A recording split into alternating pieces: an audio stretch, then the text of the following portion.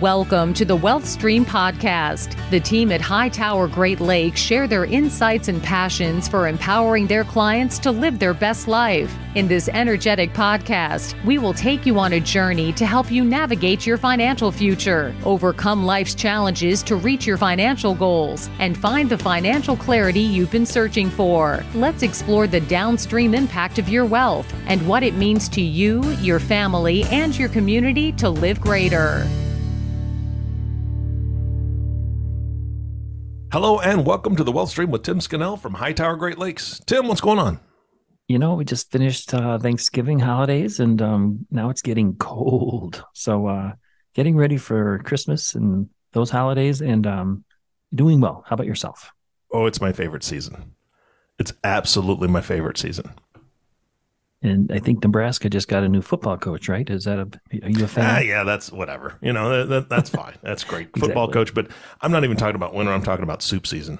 Oh, there you go. I love soup. I love making soup. And so last night I made a spicy fajita soup, steak nice. fajita soup. Oh, man. So I had some for breakfast. So when do we all get invited to come over and eat? Come on. Tim, the invitation is open, but again, it's Nebraska. So okay, prepare to drive a lot. 8-hour drive. I'll be there tomorrow. All right. Sounds good. All right. Yes. A new football coach. That's all fun and dandy, but we're not here to talk about games. We're talking about serious stuff like getting your life back, right? That's right. Trying to talk generally about, you know, as I meet with business owners, I meet with my clients, the COVID pandemic was obviously very stressful for everybody. Mm-hmm. We're theoretically coming out of it to a great extent. And, you know, normally on my podcast, as you know, we talk about things like investments and, you know, wealth transfer, wealth protection, charitable giving, things like that. But today we're going to talk about none of that. Today we're going to it's right before the holidays. And I know just generally as we're meeting with clients and meeting with family and friends, people are thinking about planning for 2023, thinking about their resolutions, thinking about, you know, their quality of life. And one of the common themes that I'm getting from clients is they need to get their life back because they dove too far into the business maybe as a result of the last couple of years. And so these are just some of the things we've talked to them about. And that's what I thought I'd go over. Yeah, I love this topic. All right. Yeah. I mean, I think it's important for every business owner and even folks that are, you know, just working really hard and have been a key member of a business that had to just strap up your boots and get in there and work really hard to get this thing, you know, help it to continue. I think this will be important for them as well. Yeah. I mean, so like Eric, just a quick question for you. I mean, do you have a process you follow just generally as you're entering the next year, maybe with your business, with your family, talking about your goals? I mean, do you do that as a process or do you have a formal thing that you do? Not as formalized as many, I suppose, but for my business, yes, I kind of reflect on what happened the past year, what improvements could be made, what things need to be accomplished, if there's any purchases that I'm going to need to make, of course. The other thing is with family, we've made some changes in our own financial situation in the last year. You and I've talked about this before, selling a house, moving into another house, doing repairs. We've done a lot of different things, and we're at a point now where we're helping our kids to understand where you know, my wife and I's ideas are and where our funds are so that they know what we want as a trajectory, if I could say that word correctly, for not only ourselves, but our kids and our grandkids, right? I mean, I think that's important. And through our conversations, you know, I learned so much about multi-generational planning, even though it's not necessarily a huge amount of money I'm going to be passing, and my kids are very bummed about that. But it's all about, hey, what can we do as a family to make this something that's going to last for a long time? Yeah, I mean, so Nancy and I have always done this, I think in our 7 years of marriage. I should get that right. I should have thought of that in advance of saying it. But we've done this blueprinting process, and we actually kind of fell off the process last several years. So we're going through it right now. And really, we're both 60. We're looking at the next however many years, you know, we have left on Earth, and just kind of figuring out what's a priority. And then in the business, we always do formal business planning. And part of that is not just the finances for what we're forecasting and looking for next year, growth, things like that, but something that I learned through actually the founder of LinkedIn wrote a book, and he talked about something called the tour of duty. That's what they use. And, you know, so as I meet with our team members, we talk about what's going to be important for you. How can I help you improve your skill sets next year through education, training, et cetera? What are your priorities? So we kind of do three things. We do personal, we do, just business, and then also just with all of our teammates. And, one of the things I've learned too, not just for what we do, through what we do, but also as we're talking to clients, is that we have a formal process we kind of go through too with our clients. And a lot of it is based on, we've talked about this, I think, a couple of times in different podcasts, but it's called your money personality, or, like we have clients who are family stewards. What money means to them is providing for their family, or another one we call independence, where, and most of my business owner entrepreneurs are independents, where what money means to them is the ability to, I don't want to say do whatever they want, but have financial freedom. That's kind of their goal. So it's not really money for the sake of money. It's money for the sake of caring for the family, for being independent, traveling, or giving away whatever it is they want to do. Compared to I have clients who are accumulators. That's one of them. So for example, like a lot of accountants and engineers, I would say, are accumulators. So the more you accumulate, you set this high water mark, and then you want to accumulate more. So, and I mention all that because one of the things that I think we recommend when we talk to our business owners is, as you're going through your personal goals, as you're going through your personal planning, and as you're thinking right now in general about, how do I get my life back? Keep in mind what you think about money, what your money does for you, because that really helps you kind of focus on some of the steps that we're going to talk about today. Yeah. All right. Sounds good. So I would say that, just to kind of restate what I said before, COVID has been rough. That's the understatement, right? It's forced everyone to kind of reconsider what they're doing. Everyone's changed how they work.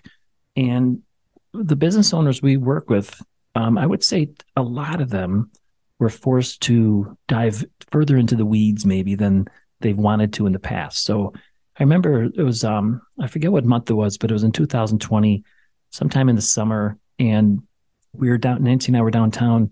We went into a hotel, and the lady working at the check-in we talked to her for a little bit, and, she's head of marketing for this 1,500 person hotel group, and she's checking people in.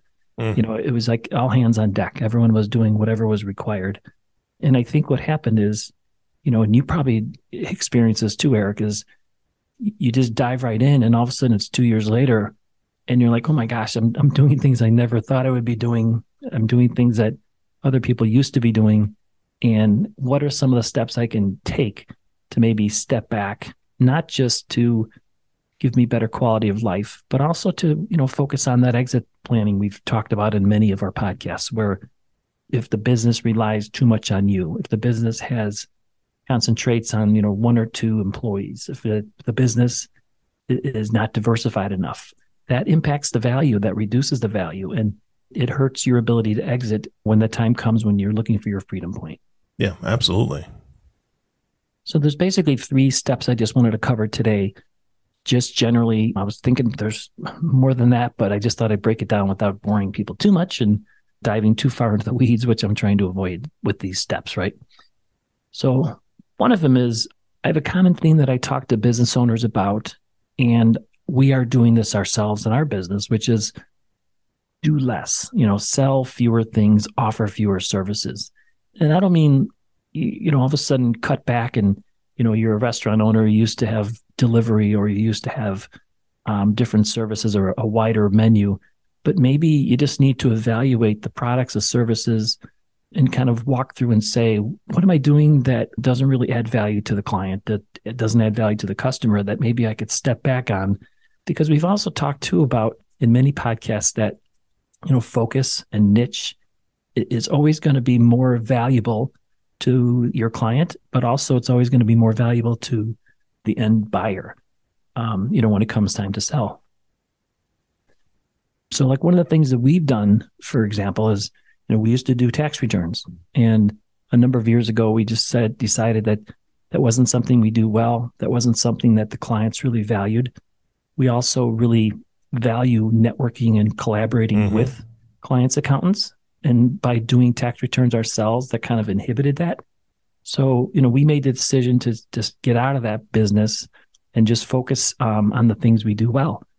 which really has helped us out a lot, not just in terms of providing better service, more focused service to clients, but also better collaboration and, working as a team with our clients' accountants and attorneys and things like that. Well, here's the thing, Tim, is that in your situation specifically, with that example, you have such a broad bench, right? You have a deep bench of folks that you've worked with in the past. You have clients that are very wealthy, that have had to have very experienced CPAs, accountants, to be able to do that. So you know these people already. So that was I'm sure it wasn't an easy transition necessarily, but probably easier than not having those resources, right? Yeah, exactly. And I'll give you an example too. I read an article about a person who formed a company, I think it was called Belfield Systems. And if you've worked with accountants, attorneys, if you've worked with other like hourly rate engineer service providers, they all have these systems that they use to track and bill, right? So you hate to call your attorney because you're going to get a bill. But what they did was they created it just for attorneys, and they focused just on the law practices, law field. And they were able to really grow a very high margin business, sell it for, much more than they would have been able to had they worked with a number of industries. They were able to get a lot of, actually 2 specific endorsements, from the legal profession associations. And as a result, they talked about the fact that they sold their business for a lot more than they would have had they not done that. So, the takeaway that I get from that article, the takeaway that I get from my own business, from talking to other business owners, is that you really need to look forward and say, what do my clients really value? And what are some of the things I'm doing that maybe they don't really value? Oftentimes you can do that by just asking them or surveying them, and then really just focus and maybe do less. Like I've mentioned it to you also, Eric, just one final thing about it is that I am not the best writer, right? So when I write things, because I'm an accountant, I always send them to my wife, Nancy. She's my editor, and she always sends it back, and she'll always say, less is more, Tim. And it always sounds better when I get it back from her. Yeah. Shout out to Nancy. Nancy's been on the podcast before. She is amazing. And so, no, I completely understand that. And my wife and I do that for each other as well. And mainly it's, hey, is this worded correctly? So I'm not going to hurt somebody's feelings, quite honestly. Exactly. It's always nice to get another set of eyes on it, right? Yeah, for sure. So in addition to doing less, maybe focusing, the next step I would say, and we talk to our clients about, is as much as possible, systematize or create processes. Because if a buyer comes to you and wants to buy your practice or your firm or manufacturing, trucking, whatever it is, they're going to want to know that you have formal processes in place. And we've talked in the past about value drivers on some of the podcasts. And one of the value drivers, or the drivers of value, I should say, the things that increase the value of your business, is process. Because if a buyer comes in, they want to know that they can step in the next day and not necessarily rely on you, the owner, or you, the series of owners, to do everything, and instead know that you have formal processes in place. And one of it is, and processes also help you what we call systematize. So there's examples of things that we do. We have a formal fee schedule. We have a formal customer service plan for if you come to and work with us and you want a full family office service type of experience, that's going to be a whole another level of services and processes and fee schedule compared to, you might come to us and you're just starting out of maybe medical school and you've got, medical student loans, and you're really looking more for planning to pay those down and create this parallel path of, growing your balance sheet. So you may not need as much estate planning as some of the other complicated things we do. So we have a formal process and customer service plan for each client. And that's just an example of one thing you could do that allows you then to step out. Because for me personally, and for a lot of business owners I work with, if they're comfortable knowing that a client or a prospect or a lead is going to come in the door and they're going to get the same level of service, that they deserve and they came to you for, when you're on vacation, and it's not going to rely totally on you, that's going to give you the ability to step away a little more. Yeah. Yeah. I mean, that's vitally important. You've talked about that on the podcast before. In fact, you've had coaches on the podcast before that have spoken about that as well. Yeah. And like I read it, I like to read. So, on the weekends or at night, sometimes I'm just reading periodicals or business books. Someone will say, what's the most recent book you read? And it's usually something about business. But I read an article, they were talking about a person who they created basically a landscaping business, like you've seen driving around your neighborhood, driving around the business, your commercial businesses everywhere. But what this person did in particular was he focused on McDonald's franchisees. And he had one client in particular that had complained or talked to him about the fact that there's just discarded cigarette butts everywhere. Like people go through the drive-through, they park in the parking lot, they drop them off. So one of the things he stressed was that, and then he stressed with all of his people, and he stressed, with his processes, was that he was going to be the one who makes sure that there's no cigarette butts out there. And it doesn't seem like a lot, but just systematizing and communicating and being different and focused really allowed him to grow a business that was much larger than he ever would have done. Yeah. I mean, you find somebody's thorn and, the one that's in their side and you pull it out, take care of it, they're going to be appreciative and they're going to recommend you. Right. I mean, so that little tiny niche, whatever the word is, that one thing that he focused on was huge. That I'd never heard that before. That's fantastic. Yeah. And I'll just give you a personal example. So the house we live in, it's in Northwest Indiana where there are some dunes, and the driveway goes up on a dune. And we knew when we bought it 5-6 years ago that the driveway would ultimately have to be replaced because they used railroad ties to kind of support it, and they were coming out. So eventually you can't park up there, right? Yeah. So we found this guy. We love him. We call him, his name's Ralph, but Ralph, all he does is stone walls that support driveways in the dunes. And he's got a process, and I watch him do it. I just marvel at it. And when we first talked to him about it, he said, I will build this thing that'll last 500 years. And I said, can I get the 50-year version? It's probably cheaper. Is it 1/10 the cost? He goes, I don't do 50-year walls. I do 500-year walls. That's awesome. But he's niche. He's got a system. He's got a process. He was referred to me by one of my clients, who's also one of my best friends, a general contractor. And, we couldn't be happier. And we love Ralph. Man, that again, something I've never heard of, a problem I never knew existed. And this guy's solving it. Yeah. I mean, so you live in the flatlands, so you probably don't have dunes, right? There's no hills. No hills, no dunes, nothing. Corn. Exactly. So again, the first two things we talk about, number one is, do less stuff with more, basically focused niche. And the second is to try and systematize what you are doing. And the third is try your best to outsource the things you don't do well.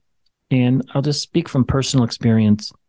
When I grew my practice and started in 1986, I got to a point in 1998 where I just determined that to remain small, remain focused and niche, serving my clients, I needed to be part of a bigger organization where I could start outsourcing.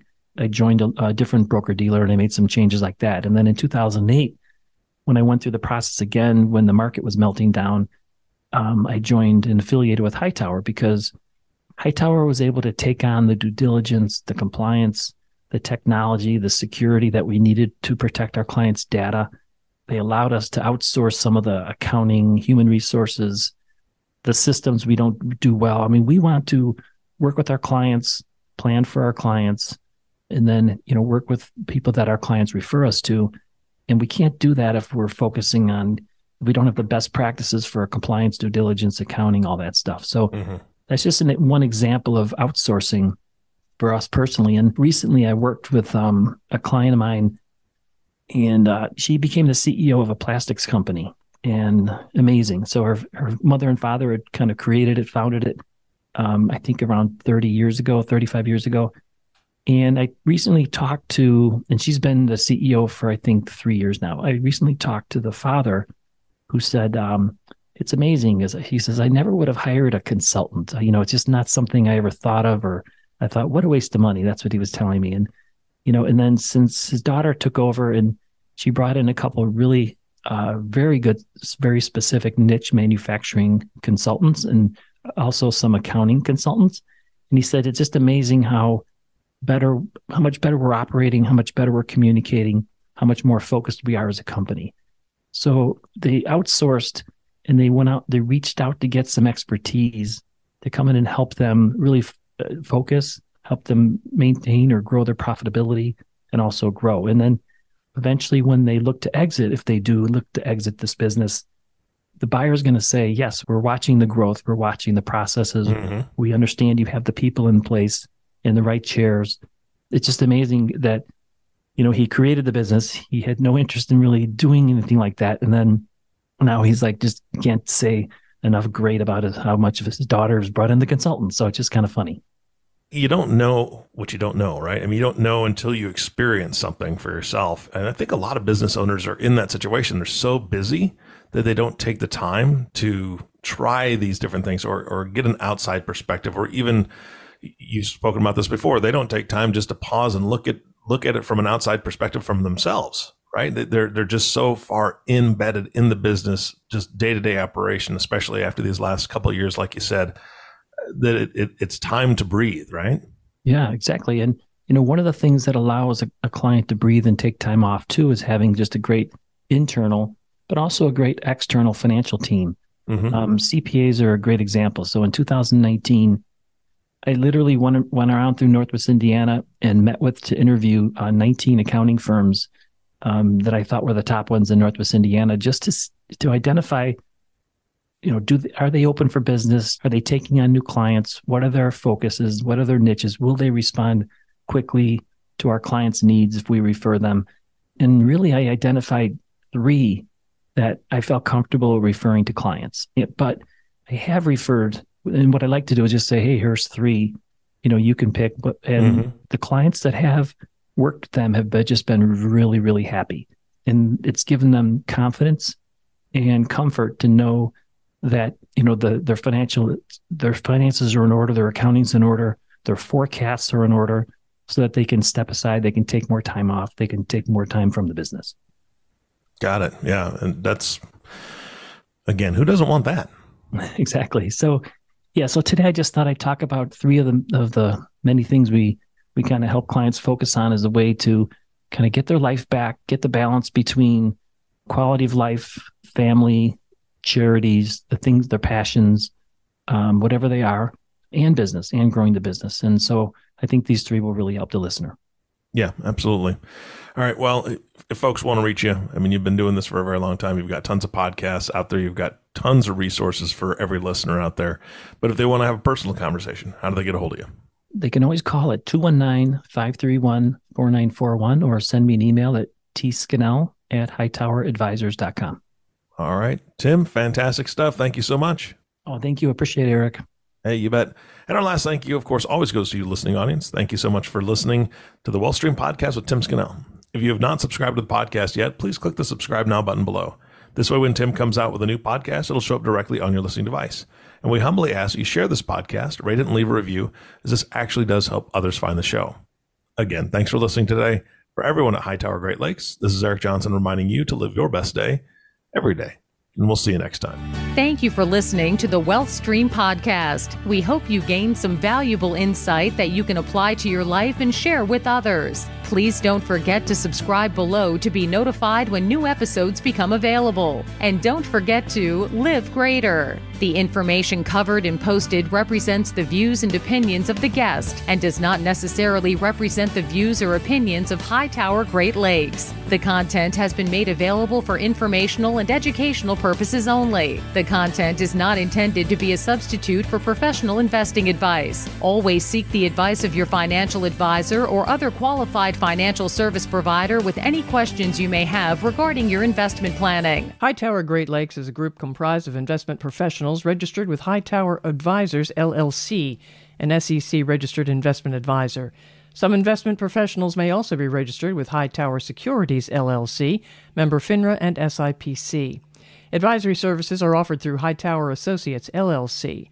Securities are offered through Hightower Securities, LLC. This is not an offer to buy or sell securities.